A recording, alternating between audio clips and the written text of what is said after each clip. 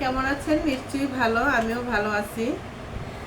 আমি কালকে paper cutting দেখাইছিলাম হেয়ার এন্ড সেলোয়ারের।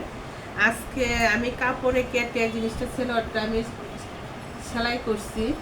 সেলাই ভিডিওটা দেখাইতে পারি নাই।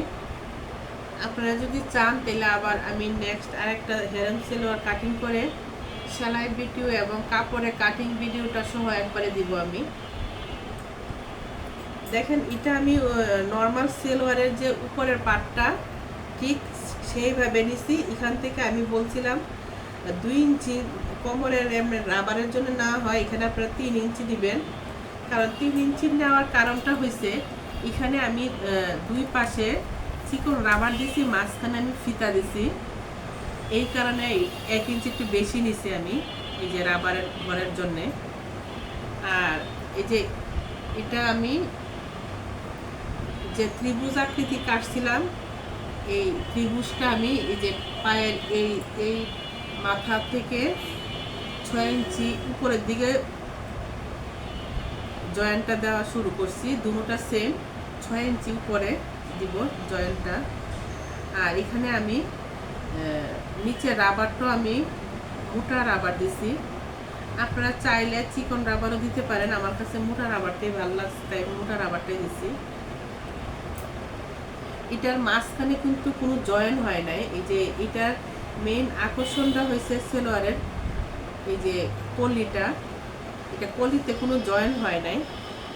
আর কোমরে দেখেন হালকা হালকা আমি একটুখানি কুচি দিছি। এটা সুন্দর দেখা যায় সেলোয়ারটা।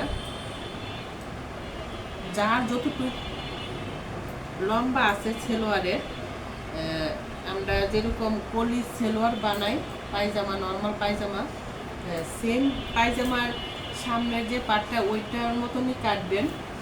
আপনাদের কালকে বুঝাইছি সেম এটা কাটতে সেরে এই কলিটাই যে ত্রিভুজ আকৃতিভাবে আমি যেভাবে কাটছি এটাই জাস্ট কালে আমি বসাইছি এখানে।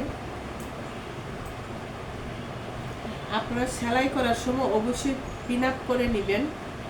পিন আপ করে সেটা আগে একটুখানি দেখবেন যে ঠিক আছে কিনা। এটা কলিটা লাগানোটা একটু ঝামেলা মনে হয়, যারা নতুন করবেন তাদের কাছে মনে হবে একটু ঝামেলা, কিন্তু একবার সেলাই করার পরে ঠিক হয়ে যাবে।